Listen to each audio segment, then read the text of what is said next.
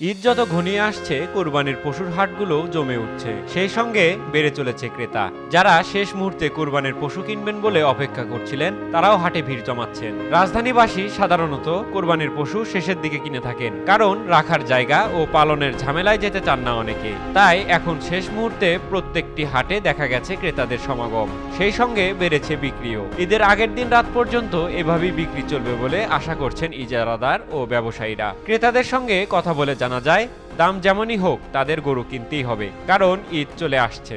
রাজধানীর পশুর হাট ঘুরে দেখা যায় ছোট ও মাঝারি গরু বেশি, বড় গরুর সামনে ক্রেতার চেয়ে দর্শনার্থীর ভিড় বেশি। হাট ভর্তি বিভিন্ন জাতের দেশীয় ছোট, মাঝারি ও বড় জাতের গরু। তবে হাটে ক্রেতার ভিড় দেখা গেলেও অনেকে মনে করেন শেষের দিন দাম কমবে।